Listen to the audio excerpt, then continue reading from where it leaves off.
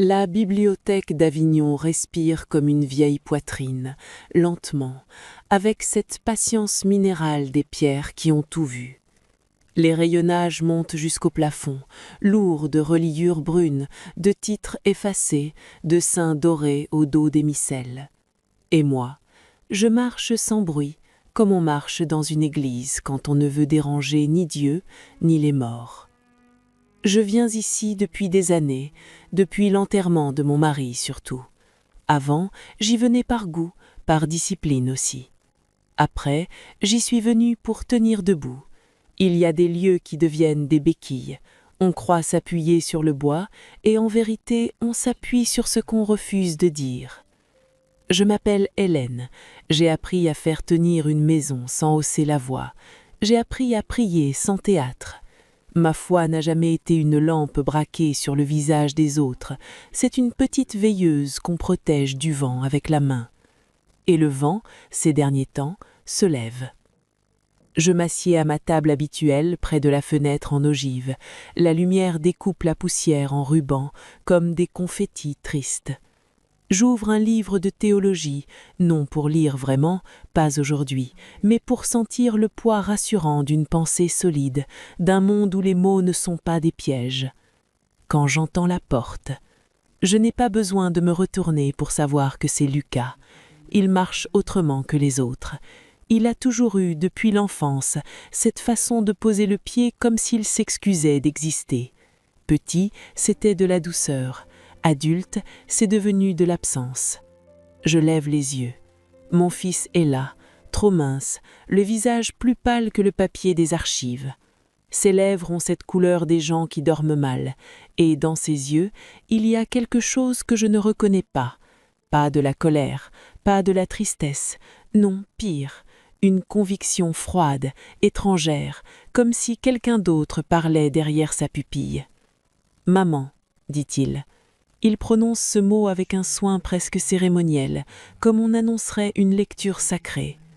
Je referme doucement le livre, sans claquement. Je garde les gestes calmes, parce que les mères savent une chose, quand un enfant vacille, le moindre bruit peut le pousser. « Lucas, tu as mangé ?» Ce n'est pas important. Cette réponse, je l'ai déjà entendue. Pas dans ma famille, non, dans la bouche des gens qui veulent te faire croire que le corps n'est qu'un obstacle, que la fatigue est une faiblesse, que l'amour est une dette. Il s'assoit en face de moi, mais il ne s'installe pas. Il est posé là, comme un visiteur, comme un témoin qui vient déposer une déclaration. J'ai trouvé la vraie lumière. Le mot « vrai » me heurte. Les gens qui disent « vrai » trop vite mentent souvent, ou se mentent à eux-mêmes. Je garde mon visage lisse, ma voix douce. La lumière de quoi, mon chéri? La lumière qui libère. Tu ne peux pas comprendre, pas encore. Pas encore, voilà. Il y a un escalier soudain entre lui et moi, et je suis en bas, comme une enfant à qui on refuse l'étage supérieur. Je sens mon cœur faire un pas en arrière, puis se tenir droit, parce que mon cœur peut trembler, mais une mère ne recule pas. Lucas sort une chemise de son sac, des feuilles impeccables, trop propres, trop nettes, comme une décision prise sans poussière humaine. Il faut que tu signes. Je pose ma main sur la table. Mes doigts ne tremblent pas, ils se crispent seulement à l'intérieur, là où personne ne voit. Qu'est-ce que c'est? C'est simple, tu renonces à la gestion du domaine, le vignoble, les comptes, tout. Tu me laisses faire. La phrase tombe, sans émotion, comme un verdict administratif. Le vignoble, notre vignoble, celui que mon mari a protégé comme on protège un enfant fragile, celui que Lucas a arpenté petit, avec des genoux pleins de terre et un rire plein de soleil. Tout cela réduit à la gestion, à les comptes, à tout. Je respire, 1 seconde, 2. Pourquoi maintenant? Parce que c'est nécessaire. Le souffle nouveau m'a ouvert les yeux. Ils savent comment purifier, comment couper ce qui empoisonne. Et toi, tu es encore attaché à des choses mortes. Des choses mortes. Il parle de son père, sans le nommer. Il parle de nos souvenirs, comme d'un poison. Je regarde mon fils. Je le regarde vraiment, sa peau, son cou trop tendu, sa mâchoire serrée comme celle d'un homme qui répète une leçon. Et je comprends d'un coup, avec une lucidité glacée, ce n'est pas Lucas qui me demande, c'est quelqu'un d'autre qui parle à travers Lucas. Je prends la chemise, je la tourne, je lis 2 lignes, je vois des mots qui sentent l'enfermement, renonciation, pouvoir, transfert, irrévocable. Je pourrais crier, je pourrais pleurer même, certains diraient que ce serait une preuve d'amour. Mais je suis Hélène, et je connais le danger des mouvements brusques devant un animal blessé. Alors, je relève les yeux, et je souris, un sourire léger, presque tendre. Donne-moi un peu de temps, mon cœur, laisse-moi lire. Il hésite, 1 seconde, comme si le Lucas d'avant cherchait une issue, puis son regard se durcit. Tu as jusqu'à dimanche. Il se lève, il ne m'embrasse pas, il effleure à peine mon épaule, un contact sans chaleur. Et quand il s'éloigne entre les rayonnages, je reste assise, immobile, comme une statue qui vient d'entendre son propre nom gravé sur une tombe. Je baisse les yeux sur les feuilles, et dans le silence épais de la bibliothèque, je comprends ceci avec une certitude qui me coupe la respiration. L'orage ne vient pas de dehors, il est entré dans ma maison par la porte de mon fils, et moi, je vais devoir apprendre à prier autrement, comme une louve. Je n'ai pas dormi, ou si peu, que le matin a eu le goût d'un mensonge. Dans ma cuisine, la bouilloire a sifflé comme une plainte. J'ai posé une tasse devant la place vide de mon mari, vieux réflexe, puis j'ai retiré la seconde tasse, honteuse, comme si quelqu'un pouvait me surprendre à aimer encore. La maison, à l'aube, n'est pas silencieuse, elle est attentive. Elle écoute vos pensées et les répète. Sur la table, la chemise de Lucas attendait. Les mots irrévocables et transfert me brûlaient la rétine. Tout était rédigé dans un français parfait, ce qui, paradoxalement, me rassurait moins. Les pièges les plus propres sont ceux qui passent pour des formalités. Je me suis tenue droite. J'ai fait ce que je faisais toujours quand une douleur menaçait de me plier. J'ai rangé, j'ai essuyé, j'ai aligné, comme si remettre les objets à leur place pouvait remettre mon fils à la sienne. Puis j'ai ouvert mon carnet d'adresses, pas celui du téléphone, le vrai, celui qui sent l'encre et les années. Mon mari disait que j'étais d'un autre siècle. Il se moquait. Il avait tort. Ce n'est pas un autre siècle, c'est une autre manière de survivre. J'ai appelé le notaire du domaine, une voix courtoise, prudente, qui m'a répondu avec la neutralité de ceux qui connaissent la valeur des choses et la violence des familles. « Madame Hélène, votre fils s'est renseigné, oui.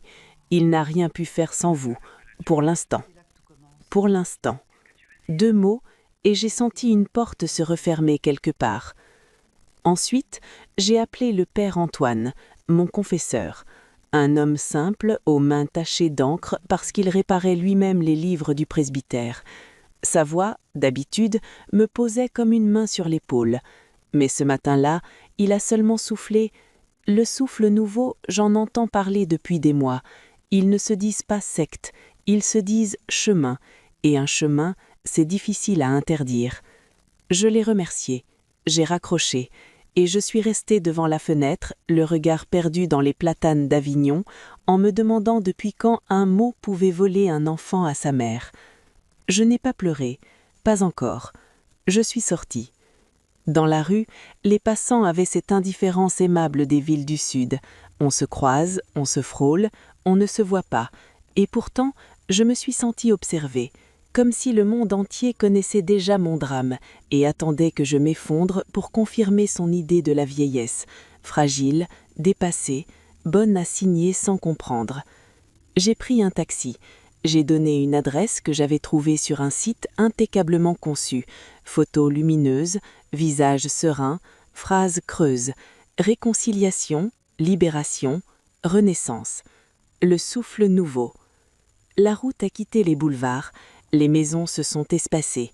Puis, au détour d'une allée bordée de cyprès, le siège est apparu.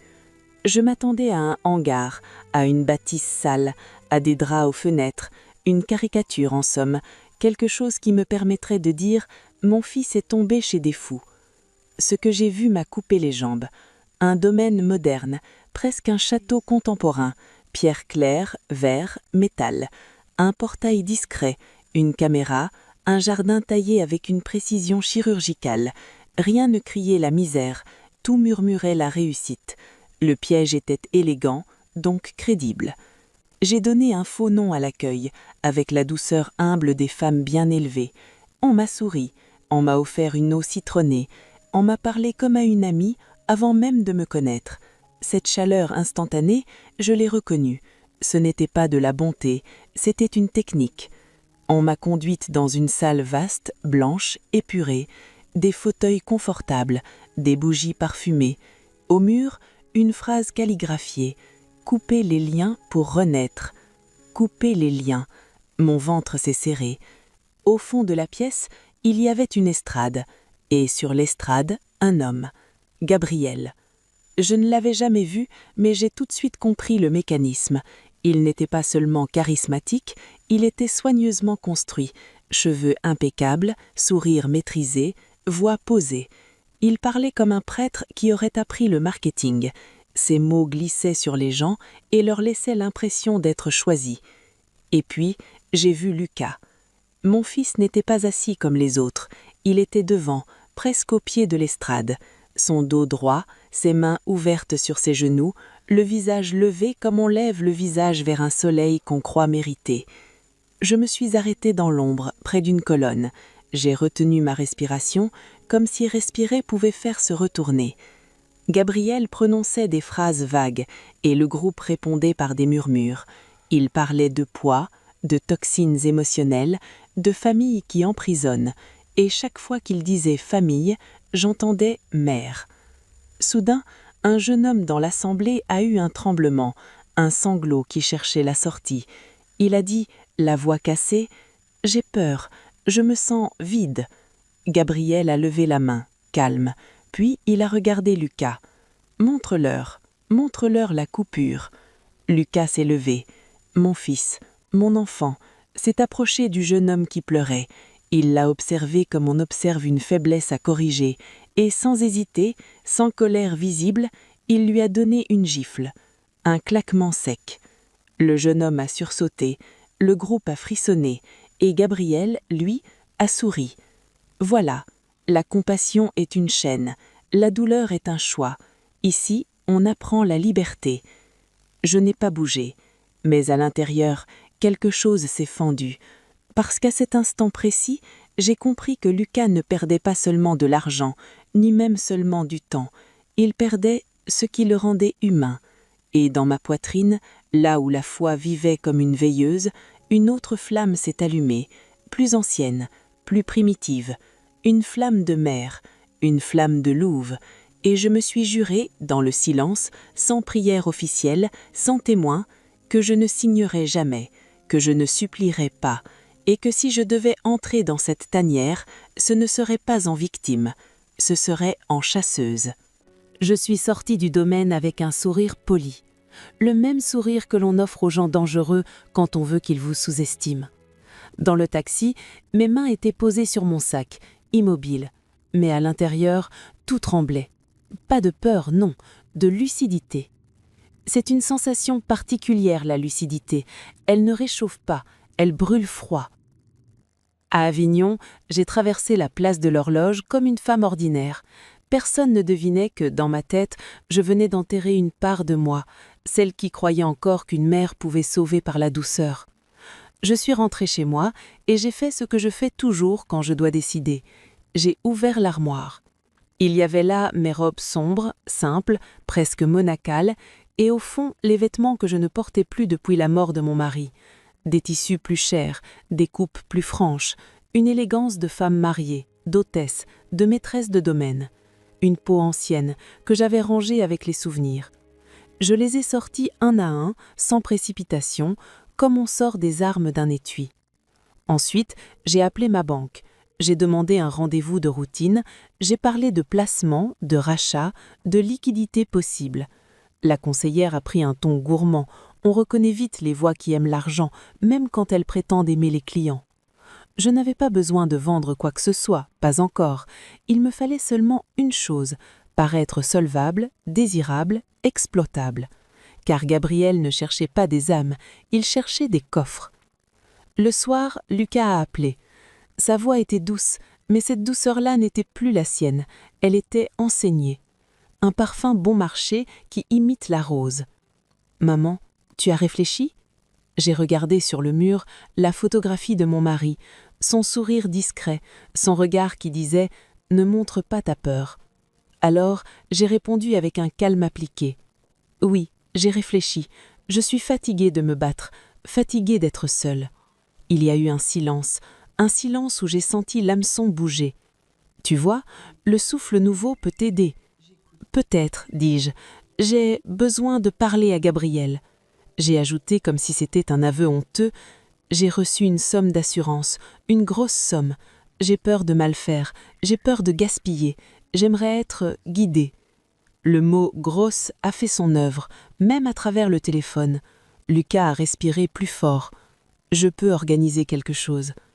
J'ai raccroché et je suis restée longtemps debout dans ma cuisine à écouter le bruit du frigo, le craquement des tuyaux, ces sons domestiques qui tiennent lieu de compagnie. Mentir me donnait la nausée, mais l'idée de perdre Lucas me donnait pire, une sensation d'amputation.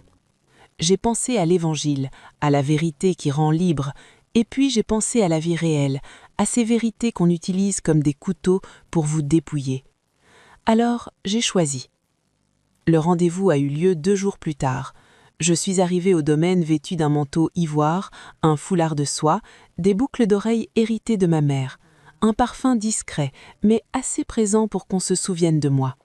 On m'a fait entrer immédiatement. Gabriel m'attendait dans une pièce plus intime, avec une cheminée électrique. Fausse chaleur, vraie mise en scène. Il s'est levé pour me saluer comme on salue une proie qu'on respecte. « Madame Hélène, Lucas m'a parlé de vous. » Son regard ne s'est pas posé sur mon visage d'abord. Il a balayé ma tenue, mes bijoux, la qualité de mon sac. Il a évalué. Ce détail, ce micro-détail, m'a donné une certitude paisible. Il n'avait aucune foi, seulement une stratégie. Je me suis assise, j'ai laissé mes épaules tomber, juste assez pour paraître fragile. Je suis veuve, ai-je dit, et très seule. Je croyais être forte, mais je ne le suis plus. Le mot « veuve » est sorti comme une lame, parce que c'était vrai et que je l'utilisais comme un costume. J'ai senti quelque part en moi une petite honte prier en silence. Gabriel a posé sa main sur la table, paume ouverte, geste étudié. La solitude est une porte, nous la refermons. Il parlait lentement, il donnait à chaque phrase une forme de promesse, et pendant qu'il promettait, ses yeux calculaient. On m'a parlé d'un domaine viticole, a-t-il glissé comme par hasard, un héritage lourd à porter. Je n'ai pas souri, pas encore. J'ai baissé les yeux, comme une femme dépassée par son patrimoine. C'est trop pour moi, ai-je murmuré. Et Lucas est le seul à pouvoir. Je me suis interrompue, volontairement. Le silence est un appât puissant. Gabriel l'a rempli. Nous pouvons vous accompagner, spirituellement et administrativement. Administrativement, le mot est sorti tout seul, comme un aveu. Alors j'ai su que mon cheval de Troie venait d'entrer dans la ville. Et moi, j'allais avancer, pas à pas, en laissant croire à Gabriel qu'il me guidait, quand en réalité, je le menais déjà vers sa chute. Le dîner a été proposé comme une grâce et accepté comme un piège. Ce soir, dit Gabriel, nous parlerons sans bruit, sans foule. La vérité se révèle mieux à table. À table, comme dans les familles. J'ai senti la pointe du sarcasme me traverser, mais je l'ai rangée. Je me suis contentée d'acquiescer, avec l'air docile de celles qui confondent l'écoute et l'obéissance. La salle à manger du domaine était trop parfaite.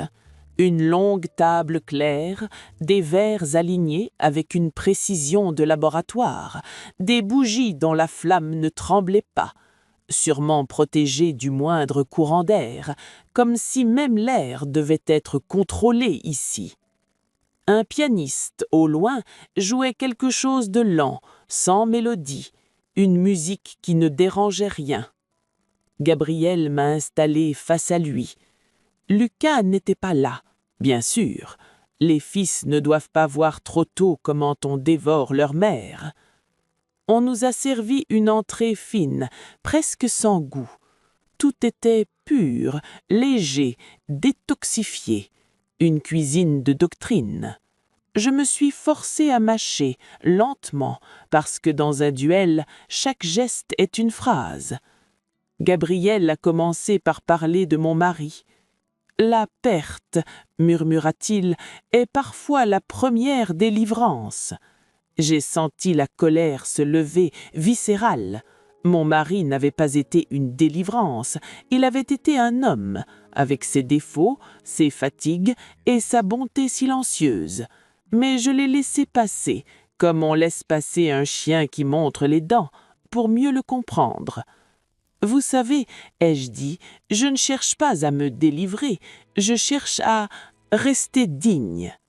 Le mot digne a surpris. Il a plissé légèrement les yeux. Les manipulateurs aiment les gens brisés, ils n'aiment pas les gens qui se tiennent encore. La dignité est une construction sociale, répondit-il avec un sourire. Ici, nous détruisons les constructions.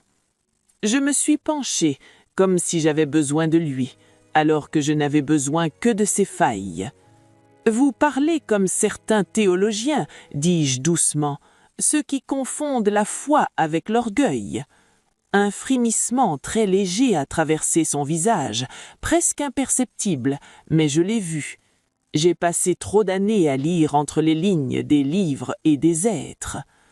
Je suis un homme de vérité, dit-il. Je l'ai regardé longtemps, puis j'ai posé ma question, calme, tranchante. Alors dites-moi, Gabriel, si vous coupez tous les liens, à quoi vous accrochez-vous, vous? Silence. Dans ce silence, j'ai entendu l'essentiel. Il n'avait pas de réponse qui vienne du cœur, il avait des formules et du vide. Sa foi était une vitrine, derrière il y avait une caisse enregistreuse. Il a repris en pivotant habilement. Je m'accroche à la mission, à l'œuvre, à la transformation. Il parlait bien, trop bien. Les vrais croyants parfois ont des maladresses. Lui, il était lisse. J'ai feint l'émotion, j'ai laissé ma voix se casser, juste assez. J'ai peur de tout perdre, le domaine, les vignes, les caves. Je ne sais même plus ce que je possède réellement. Ses pupilles se sont dilatées d'1 millimètre. Les prédateurs reconnaissent la peur et l'odeur de la fortune. Les possessions sont un fardeau, mais certains fardeaux peuvent être transformés en offrandes. J'ai hoché la tête et j'ai planté mon hameçon. Mon mari avait un secret. Gabriel s'est immobilisé comme un chien qui entend un bruit derrière la porte. Un secret? Je me suis penché davantage, comme si j'avais honte. Sous le vignoble, il y aurait un ancien cellier, une partie murée. On n'en parle pas. Dans ma famille, on ne parle jamais de certaines choses. Vous comprenez. Je n'ai pas besoin d'en dire plus. Le non-dit est une monnaie forte. Et qu'y a-t-il dans ce cellier? Demanda-t-il enfin, la voix plus basse. Je me suis permis un sourire triste, presque tendre, comme une veuve nostalgique. Des bouteilles du 19e siècle, des millésimes disparus. Mon mari disait que c'était notre parachute au cas où. Il ne voulait pas que Lucas le sache. Lucas est impulsif. Il a baissé les yeux vers son verre d'eau citronnée. Il faisait semblant de réfléchir, mais je voyais déjà ses calculs courir. « Vous me faites confiance, Hélène » demanda-t-il. Voilà, nous y étions. Le moment où il croit tendre la main alors qu'il ouvre la gueule. J'ai respiré. 1 seconde, 2 secondes. Je ne sais plus à qui faire confiance, murmurai-je, mais je veux croire qu'il existe encore des hommes qui guident sans prendre. Il a souri, un sourire qui se voulait paternel, mais dont la chaleur n'atteignait pas les yeux. Et moi, je me suis senti étrangement calme. parce que ce soir-là, au milieu des bougies immobiles et des mots bien peignés, je venais de découvrir sa religion véritable. Ce n'était ni Dieu, ni l'âme, ni la lumière. C'était le désir. Et le désir, on peut le conduire, comme on conduit le loup vers un piège. Je croyais avoir appris toutes les formes du chagrin, la perte, l'absence, le manque qui grignote les journées comme une souris dans un grenier. Mais il existe un chagrin plus honteux, celui qui vient d'un être qu'on a porté, celui qui vous regarde avec les yeux de votre enfant et vous parle avec une bouche étrangère. Le lendemain du dîner, Lucas est apparu chez moi sans prévenir. Je l'ai entendu avant de le voir. La porte d'entrée a claqué plus fort que d'habitude, comme si l'air même devait être bousculé pour qu'il existe. Dans le couloir, ses pas étaient rapides, tendus, presque martelés. Il n'avait pas cette violence-là autrefois. Petit, il courait, mais c'était une joie. Là, c'était une urgence. Je me suis tournée vers lui avec mon calme appris. « Lucas, tu aurais pu appeler. » Il ne m'a pas répondu. Il a traversé la pièce comme on traverse un tribunal. Son visage était fermé, ses joues creusées, et ses yeux ne cherchaient pas les miens. Ils cherchaient une faute. « Je sais », a-t-il dit. 2 mots, secs, sans contexte. J'ai senti mon ventre se serrer, mais j'ai gardé mon souffle long, régulier. Une mère sait faire semblant de ne pas avoir peur, parce que la peur, chez l'enfant, devient aussitôt une arme. « Tu sais quoi ?» ai-je demandé doucement. Il a sorti son téléphone et l'a posé sur la table, écran vers moi. Une photo prise au domaine, moi, dans mon manteau ivoire, assise face à Gabriel. L'image était cadrée comme une preuve. « Tu es allé ?» Ce n'était pas une question, c'était une accusation. Je n'ai pas nié. La vérité, parfois, n'est pas une défense, c'est un fil. On s'y tient pour ne pas tomber. Oui, j'y suis allée. Son visage s'est tordu. Pas de douleur, non, de jalousie, comme s'il me volait quelque chose. « Pourquoi ?» s'est-il écrié. « Tu veux quoi, maman? Tu veux l'attention du maître? Tu veux être choisie à ma place ?» Le mot « maître » m'a glacée. Je l'ai vu, soudain, plus nettement que la photo. Mon fils n'était plus un fils, il était un soldat. Je me suis approchée, lentement, comme on approche un animal blessé. « Lucas, je veux te comprendre, je veux te retrouver. » Il a reculé d'un pas, comme si ma tendresse brûlait. « Ne me touche pas !» Sa voix a claqué. Dans la pièce, le silence a pris une forme. Je me suis arrêtée, les mains ouvertes, paume visible, signe universel, je ne te menace pas. Et pourtant, c'est lui qui avançait vers moi comme un danger.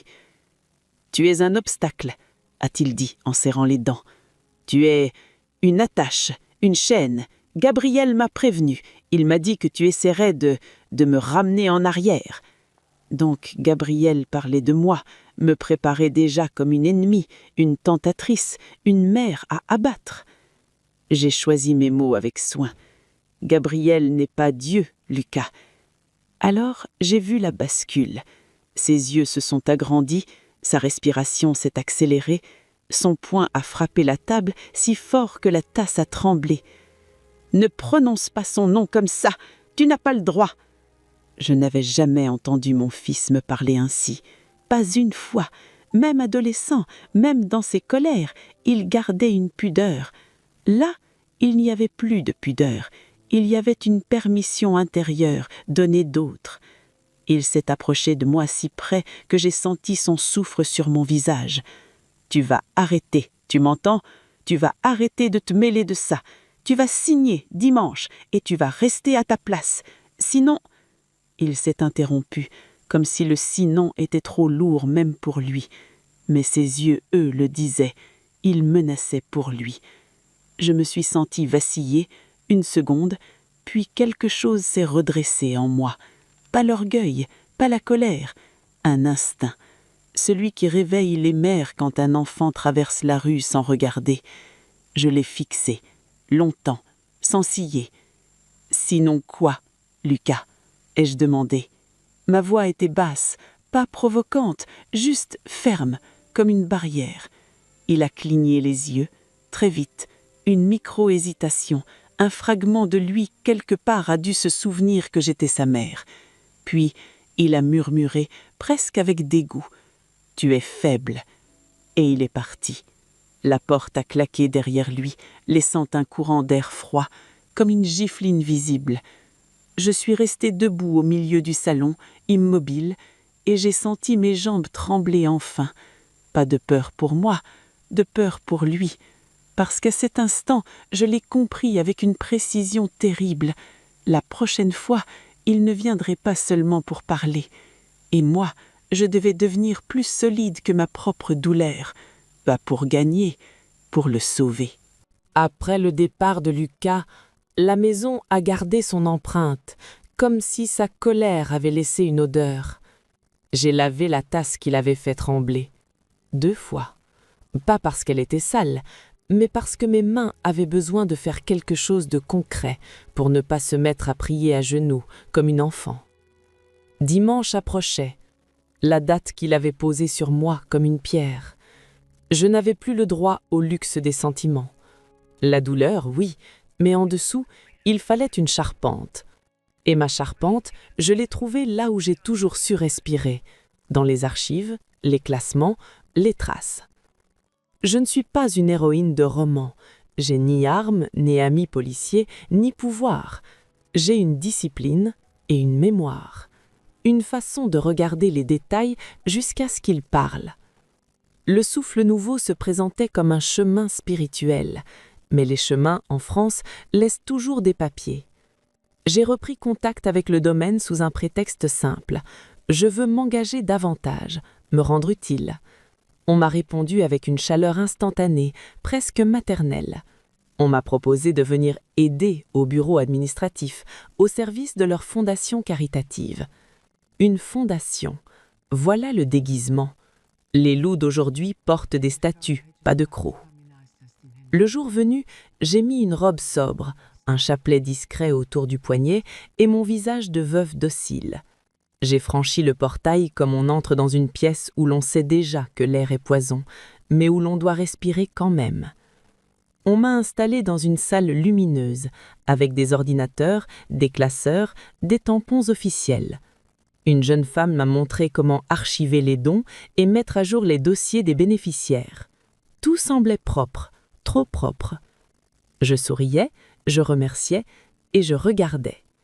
Les noms des donateurs revenaient comme des refrains, des montants ronds, des virements réguliers et surtout une chose qui m'a frappée, des frais de bien-être inscrits partout, sous des intitulés vagues, accompagnement, retraite, harmonisation. Les mots étaient des rideaux.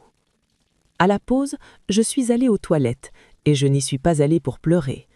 J'ai attendu que le couloir se vide, j'ai glissé dans une petite pièce attenante indiquée « Archives médicales, accès restreint ».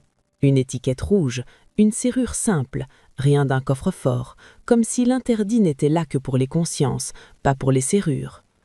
J'ai sorti une pince fine de mon sac, un outil banal, presque ridicule. Mon mari riait toujours de mes petites manies. « Tu as toujours de quoi réparer un livre au milieu d'un dîner ». Il ne savait pas que réparer, c'est aussi savoir ouvrir. La serrure a cédé avec un soupir. À l'intérieur, des dossiers, des chemises cartonnées, des noms, des dates et au-dessus, une logique de laboratoire sur des êtres humains. J'ai ouvert une première chemise, puis une seconde, puis une troisième. Les mêmes mentions revenaient. Insomnie, anxiété, résistance au processus, phase de rupture émotionnelle, et agrafées aux feuilles des prescriptions, pas des conseils spirituels, des médicaments. Des anxiolytiques, des sédatifs et des dosages, avec des signatures de médecins que je ne connaissais pas, mais surtout des cases cochées, administration supervisée. Je me suis sentie vaciller, non de dégoût, de rage froide. Ils ne volaient pas seulement l'argent, ils volaient la vigilance, ils endormaient la volonté pour modeler des hommes comme on modèle de la cire. J'ai cherché le dossier de Lucas, les doigts tremblants malgré moi, Mais il n'était pas là, ou bien il était ailleurs, ou bien il avait un autre nom. Ce détail m'a terrifié. On avait peut-être déjà renommé mon fils. J'ai pris des photos rapidement, sans flash. 1, 2, 10. Chaque clic muet était comme une prière inversée. Non pas pour demander, mais pour prouver. Quand j'ai refermé la porte et remis tout en place, mon cœur battait calmement, étrangement calmement. Parce que je venais de trouver ce que je cherchais, sans le savoir. Pas un vol, pas une fraude grossière, quelque chose de plus grave et de plus punissable. L'exploitation méthodique de la fragilité. Et dans ma tête, une phrase s'est posée, nette, comme un titre sur une page. Abus de faiblesse. Je suis retournée au bureau avec mon sourire de veuve perdue. Personne n'a vu que sous mon chapelet, je venais de serrer non pas une foi, mais une preuve. Et qu'à partir de ce jour-là, Gabriel n'avait plus affaire à une mère désespérée. Il avait affaire à une femme qui savait enfin où frapper. Le soir même, j'ai rangé mon téléphone dans une boîte à biscuits. Une habitude ridicule peut-être, mais je n'avais plus confiance dans rien. Je me suis surprise à écouter le moindre grésillement, le moindre écho, comme si les murs pouvaient rapporter. Puis j'ai ouvert le tiroir du secrétaire où dormaient les papiers du domaine, ceux que mon mari tenait comme des reliques, plans cadastraux, actes, correspondance avec le notaire, et tout au fond un vieux croquis du cellier ancien, un dessin au crayon jauni, presque enfantin, mais précis. Je l'ai fixé longtemps. Ce n'était pas seulement un lieu, c'était un théâtre, et je venais d'en trouver la scène. Le lendemain, j'ai demandé à revoir Gabriel. Pas dans le domaine, pas dans son château moderne. Je voulais le ramener chez moi, sur ma terre, là où les pierres n'obéissent pas au slogan. Je l'ai appelé d'une voix lasse, mesurée, comme une femme qui capitule. « Gabriel, j'ai réfléchi. Je crois que je suis prête à faire un geste, un vrai, mais je ne peux pas le faire là-bas. J'ai besoin de sentir mon mari près de moi, une dernière fois. » Il a marqué un silence. Je l'imaginais, de l'autre côté, en train de calculer ce que « près de mon mari » signifiait en euros. « Où, Hélène ?» a-t-il demandé doucement.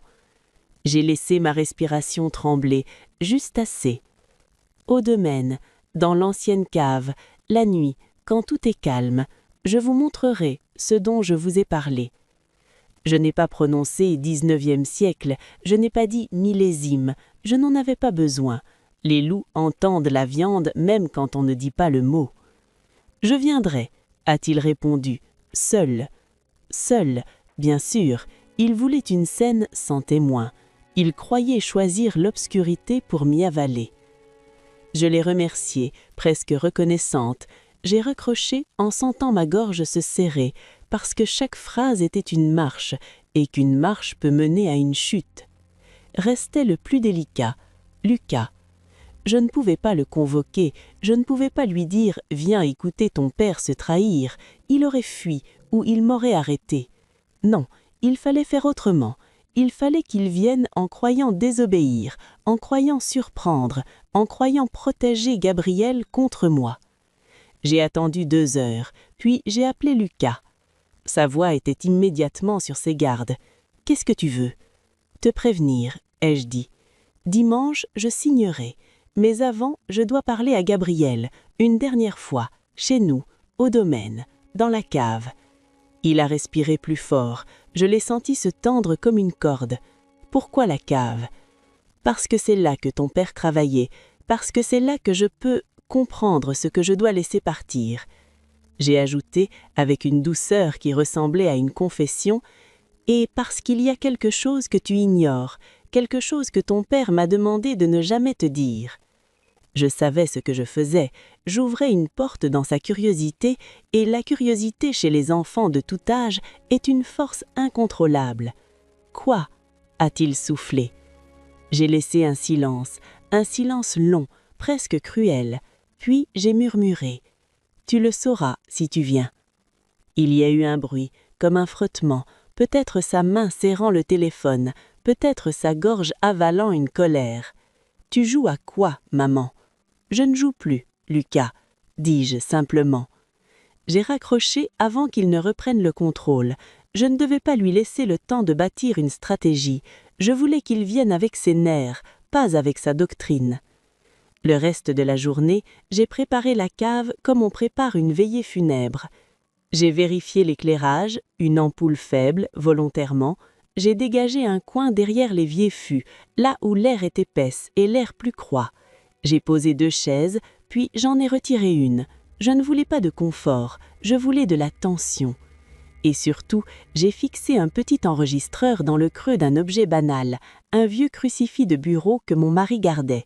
Le symbole me donnait la nausée, utiliser une croix comme cachette, mais je me suis rappelé que les loups se servent aussi des symboles pour tromper. La nuit tombait quand je suis remontée à la surface. Dans les vignes, le vent faisait frissonner les ceps comme une foule silencieuse. La lune, pâle, semblait hésiter à éclairer ce qui allait se passer. Je me suis tenue au milieu de l'allée, seule, et j'ai senti pour la première fois le poids réel de mon plan. Si Gabriel venait, il viendrait pour prendre. Si Lucas venait, il viendrait pour défendre. Et moi, je serais là, entre les deux, comme une mère au bord d'un ravin, prête à brûler ses propres mains pour retenir son enfant. Je ne priais plus pour que Lucas revienne par la lumière, je priais pour qu'il voie, enfin, l'obscurité. La cave avait cette odeur de pierre humide et de vin vieux, une odeur qui, autrefois, signifiait la patience. Ce soir-là, elle signifiait l'attente. J'ai entendu la voiture avant de voir ses phares, un bruit discret sur le gravier, puis le silence retombé, épais, comme une couverture qu'on tire sur un corps. J'ai descendu les marches lentement, une main sur la rampe, non par faiblesse, par maîtrise. Chaque pas était une respiration. En bas, l'ampoule nue dessinait un cercle jaunâtre. Tout le reste appartenait à l'ombre. Gabriel est apparu le premier. Il portait un manteau sombre, une élégance sobre, presque sacerdotale, mais dans son regard, il n'y avait plus la douceur de façade. Il avait amené une autre version de lui-même, celle qu'il ne montrait pas aux foules. « Hélène, dit-il, vous avez fait le bon choix. » Je me suis forcée à sourire, comme une femme au bord du renoncement. « Je veux seulement que ça s'arrête, » murmurai-je. Il s'est approché, son pas était lent, sûr. Il regardait autour de lui, comme s'il évaluait l'espace, les sorties, les angles. Un homme qui pense en termes de contrôle. « Où est ce cellier dont vous m'avez parlé ?» demanda-t-il. J'ai désigné un mur de pierre plus ancien, légèrement différent, comme si la cave avait été recousue là. Derrière, il faut déplacer les fûts. Il n'a pas bougé. Il a fixé mon visage. D'abord, les papiers. Son ton n'admettait plus de discussion. Il a sorti une chemise, les mêmes formulations, la même froideur juridique, mais cette fois, il y avait en plus des annexes. Procuration, autorisation, renonciation en cascade, un filet. « Signé », dit-il. J'ai senti mon estomac se contracter. Le mot « signé » était devenu une menace. Je me suis approchée, j'ai pris le stylo, j'ai feint l'hésitation, l'ancienne Hélène, puis j'ai relevé les yeux. Lucas doit le savoir, ai-je soufflé. C'est son avenir. Le nom de Lucas a fait vibrer quelque chose en lui, pas une émotion, une impatience. Votre fils est déjà à moi. Je me suis figée. Comment ça, à vous?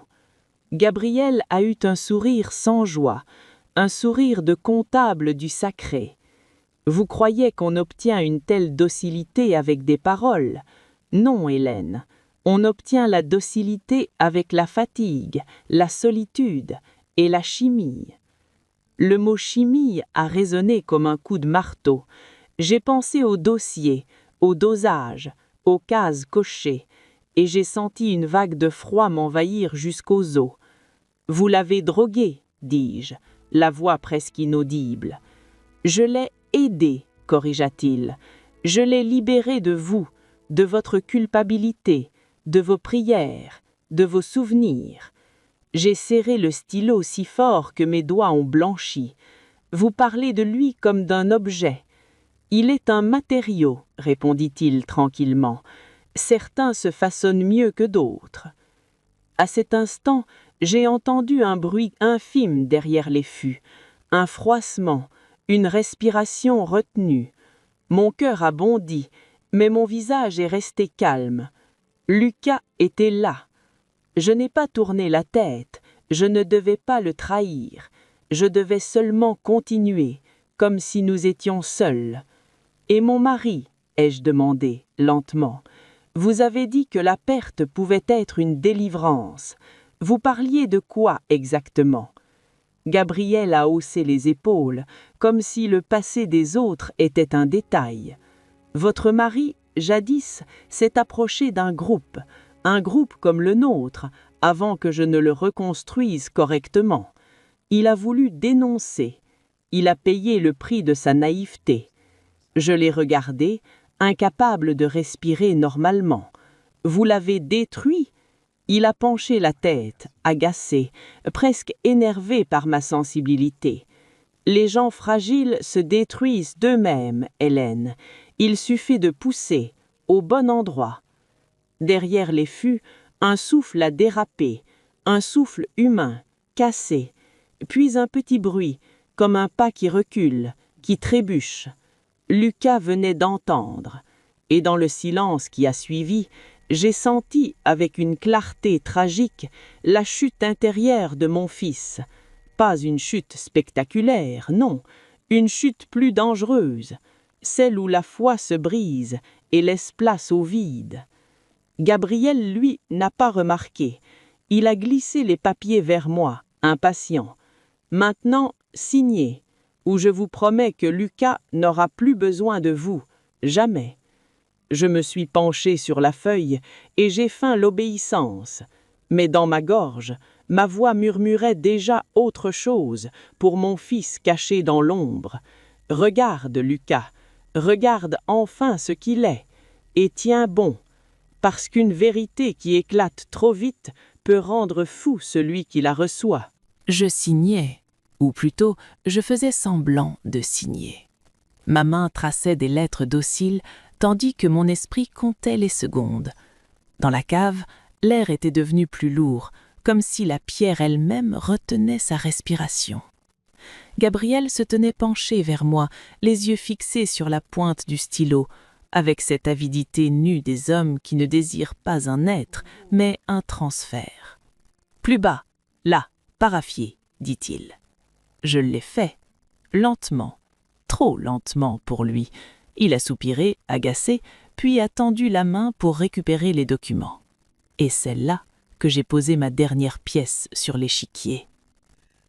Avant, et je murmurai comme une femme au bord de l'évanouissement, je dois vous donner quelque chose. Je me suis redressée avec difficulté, jouant la fatigue. J'ai porté ma main à mon cou, au petit crucifix que je portais ce soir-là. Un symbole de veuve, un détail rassurant, une faiblesse affichée. Gabriel a suivi le geste, ses yeux ont brillé une fraction de seconde en croyant voir une relique ou un objet précieux. « Qu'est-ce que c'est » demanda-t-il. « La dernière chose que mon mari m'ait laissée, ai-je soufflé. Il disait que ça me sauverait. » Je l'ai détaché, doucement, comme si je me séparais d'une peau. En vérité, ce n'était pas le crucifix qui devait me sauver, c'était ce qu'il contenait, car à cet instant précis, l'enregistreur caché depuis le dîner s'était déjà nourri de ces phrases. La chimie, le matériau, poussé au bon endroit. Il avait parlé, trop sûr de lui, trop tranquille. Et les loups, quand ils se sentent invincibles, se mettent à chanter. Mais il me manquait encore une chose, qu'ils se trahissent davantage, qu'ils révèlent ce qu'un tribunal aime plus que les discours, des mécanismes, des comptes, des preuves de préméditation. J'ai donc posé ma voix sur un fil tremblant. « Gabriel, si je vous donne le domaine, je veux être certaine que je ne serai pas abandonnée. Je veux savoir où va l'argent. Je veux savoir que Lucas, que mon fils, sera protégé. » Il a eu un rire bref, sans chaleur. « Vous êtes vraiment attachée aux détails, Hélène. » « Les détails, ai-je dit, c'est tout ce qu'il reste quand on perd quelqu'un. » Cette phrase l'a flatté. Il s'est cru psychologue, il s'est cru supérieur. Il s'est rapproché comme un homme qui va accorder une confidence alors qu'il ne fait que se vanter. L'argent va là où il doit aller. Nous avons des structures, des comptes, des routes que personne ne remonte. Des routes offshore, ai-je risqué, comme une ignorante qui a entendu un mot à la télévision. Son regard s'est aiguisé, puis il a souri, satisfait de m'impressionner. Plusieurs, Luxembourg, Caraïbes, des fondations écrans, ce n'est pas votre monde, Hélène, mais c'est le mien. Derrière les fûts, je n'entendais plus Lucas bouger, je sentais sa présence comme une douleur dans l'air. Il recevait tout, et je priais intérieurement pour qu'il ne s'effondre pas avant la fin. Gabriel a tendu la main pour reprendre les papiers. Ses doigts ont frôlé les miens. « Maintenant, dit-il, vous allez remonter, et vous allez faire exactement ce que je vous dis. Sinon ?» Le sinon est resté suspendu, et c'est là que le deuxième piège s'est refermé, celui qu'il ne voyait pas. Un bruit dehors, pas un bruit de voiture officielle, un bruit plus brutal, plus affolé, des portières, des voix d'hommes, un juron. Gabriel s'est figé. « Qu'est-ce que c'est » souffla-t-il. Je n'ai pas répondu tout de suite. J'ai laissé la peur faire son œuvre en lui. Car ce bruit-là, je l'avais préparé. Depuis des jours, j'avais semé dans les conversations de minuscules graines, que le domaine avait des dettes anciennes, que mon mari avait eu des associés, que certains hommes n'oublient jamais. J'avais dit cela à une oreille, puis à une autre dans le souffle nouveau. Les murs ont des bouches, les rumeurs ont des jambes. Et ce soir-là, devant le portail, une bande d'hommes en manteau sombre criait des noms, tapait du poing, jouait la colère. Ce n'étaient pas des mafieux, c'étaient des connaissances, des gens de mon ancien réseau d'archivistes habitués à l'art du théâtre discret. Reconstituer une scène pour que la vérité se révèle. Gabriel, lui, n'avait pas cette information. Il a pâli. Pour la première fois, son masque a glissé. Il n'était plus maître. Il redevenait un homme avec des peurs. « Vous m'avez vendu, dit-il, la voix soudain plus rauque. Je vous ai prévenu, il y a des choses qu'on ne remue pas sous un vignoble. » Il a reculé, cherchant la sortie comme un animal traqué. Et c'est à ce moment-là que la vraie sirène s'est approchée. Pas celle de mes faux hommes de main, la police. Ils sont entrés vite, fermement, appelés non par un geste spectaculaire, mais à une procédure déjà enclenchée. Car pendant que je jouais la veuve fragile, un dossier avait été déposé, des documents, des photos, des preuves de prescription, et ce soir-là, l'étau juridique avait choisi son heure. Gabriel a levé les mains, puis les a baissées, puis les a relevées.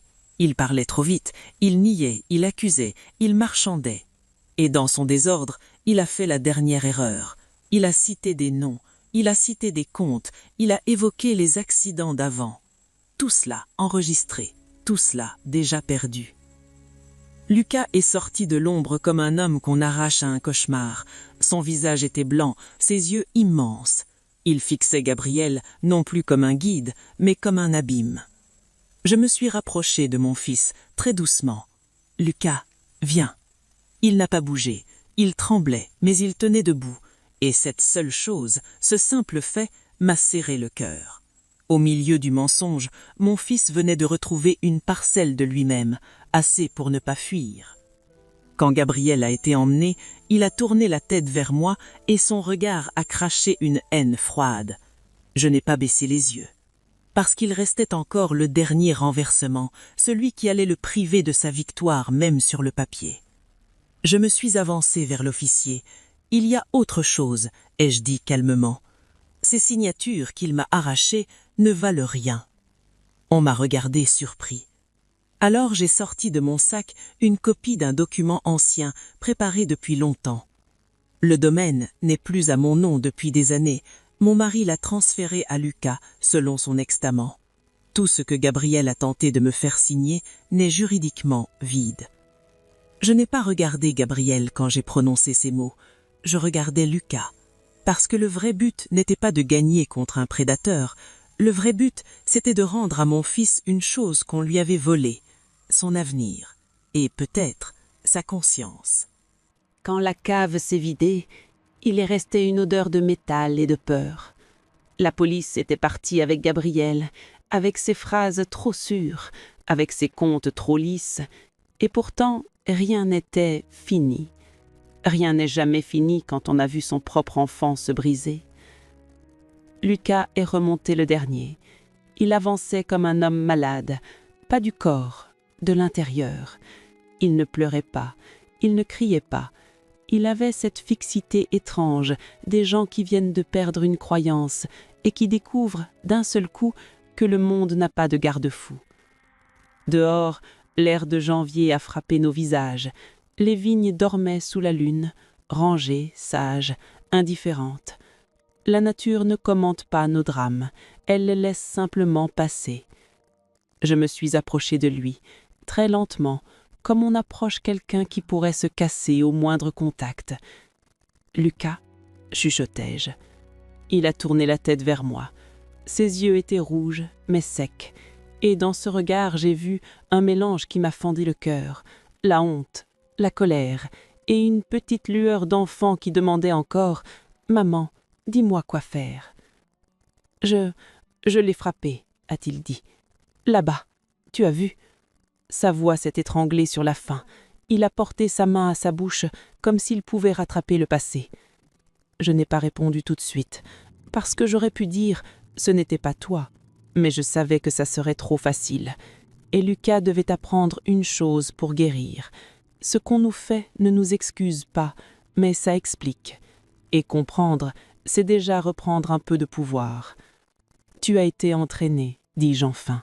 Fatigue, isolement, médicaments, répétition. Ils ont fabriqué un Lucas qui leur ressemblait. Mais toi, le vrai, tu es encore là. » Il a cligné des yeux, une fois, 2 fois, comme s'il essayait de croire à mes mots sans y arriver. « Je ne sais plus prier, » a-t-il soufflé. « Je ne sais plus penser. » Je l'ai pris par l'avant-bras, fermement, sans tendresse excessive, pas une étreinte, un ancrage. Alors on va recommencer autrement, pas par la foi, par le réel. Le réel, c'était un médecin, un vrai, un psychologue, un suivi, des examens, un retrait progressif de ce qu'on lui avait fait avaler, une plainte, un dossier, des nuits où il aurait peur de dormir parce que le sommeil lui rappellerait l'obéissance. Je savais tout cela, et je ne lui ai pas tout dit, pas ce soir-là. On ne donne pas un plan complet à un homme qui vient de survivre à un effondrement. On lui donne une marche.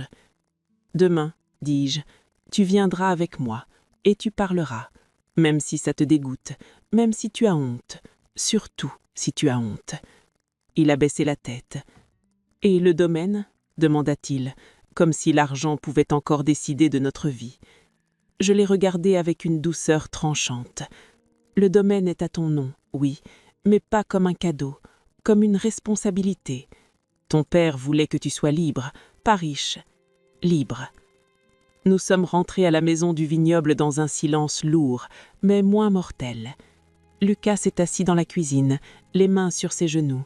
Il avait l'air d'un enfant puni, sauf qu'il avait 30 ans et que la punition était une manipulation. Je suis montée dans ma chambre et j'ai fermé la porte. Alors seulement, j'ai sorti le crucifix. Je l'ai ouvert. J'ai récupéré l'enregistreur. Petit objet ridicule, si léger, et pourtant il contenait des mots capables d'enfermer un homme. Je suis restée assise au bord du lit, longtemps, à regarder cet objet comme on regarde une preuve et une faute. Car il y avait la justice, et il y avait moi. J'avais menti, j'avais joué, j'avais orchestré la peur, j'avais utilisé la nuit comme une scène, et même si tout cela avait sauvé mon enfant, cela laissait en moi une trace sombre, une zone que la prière ne blanchit pas facilement. Au petit matin, je suis allée à l'église. Les bancs étaient vides, l'air sentait la cire froide. Je me suis assise, droite, sans larmes. J'ai murmuré, non pas une demande de paix, mais un aveu. J'ai voulu sauver, et j'ai appris à devenir dangereuse. Je ne sais pas si Dieu m'a entendu, mais moi, je me suis entendu. En sortant, je suis passé par les vignes. J'ai creusé un petit trou au pied d'un cep ancien, celui que mon mari aimait montrer à Lucas quand il était enfant. J'y ai glissé l'objet, pas pour effacer la vérité, non, pour enterrer ce qui en moi voulait se prendre comme un juge.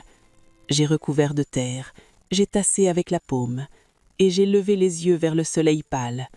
Je n'étais pas une sainte, je n'étais pas une victime.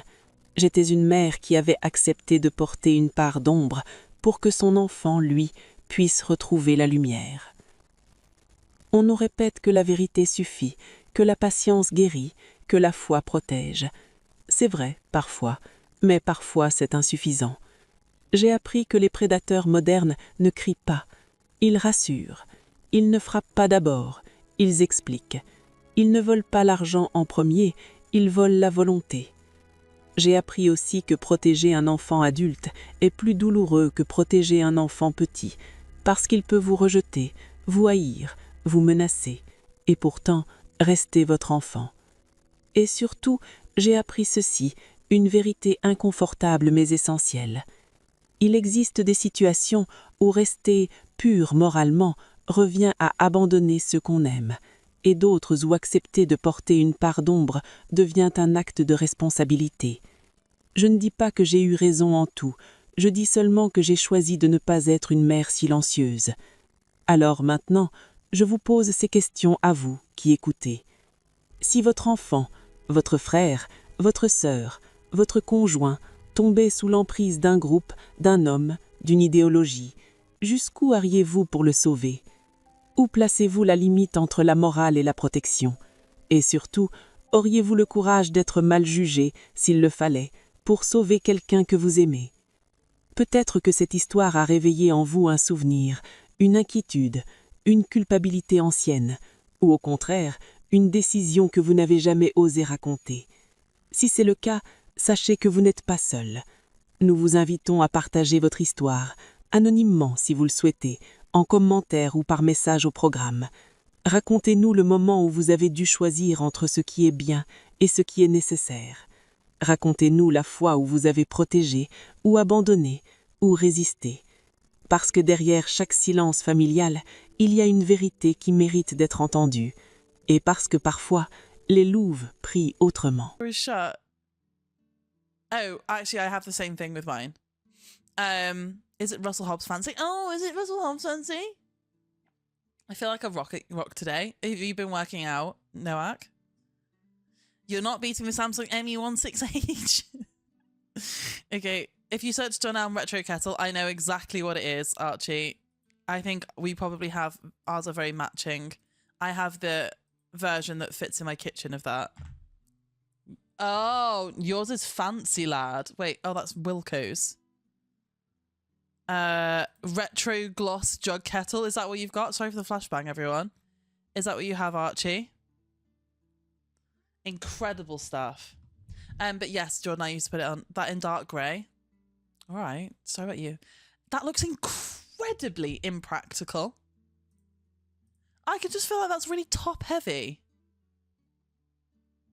It's not got a very long spout. Like, the handle's confusing me. But it has a dial. You Tory bastard. Why is the end so chody? Why is the handle like that? I'm really upset about this kettle. No, it's very pretty and I'm really happy for you, Archie, but it's mental. Surely the steam burns your hand. That's so true. It looks really top heavy. It looks really hard to pour. Because, like, you're, like, tipping your... You're like, the pain is worth it. It's like having to pour like that. Like, that. It's going to be really hard to, like, turn the bottom bit, you know? Well, my uncle designed that kettle. If you're happy, give me his number and I'll call him, Caden. Wrist work. Should have known that was going to be really hard to say. Wrist workouts. Wrist workouts. Wrist workout. Good morning, Blurred. Hello, hello, hello. Microwaves can't use microwaves. They live inside one. Oh, rabbit in the oven. Bunny boiler. Rabbit in the pot. Russell Hobbs. Is that why you should get a ban on Archie? Russell Hobbs. Sorry, that went really under the radar, Archie, because I'm really behind on chat. What kind of microwave does a rabbit have? Russell Hobbs. Bannable, but also really good. Dust, thank you for the follow. Welcome in. Rabbit mogged. The rabbit did indeed mog. I did get mogged by a rabbit. Yeah. My rheumatism just like, oh, I'm sorry, Noak. Try to do some stretches. I'm going to try and work out. Well done. Good boy.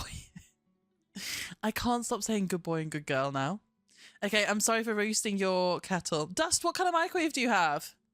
Oh, I like how you use it. It sounds like Dust. Tank the pain and get your drink well done.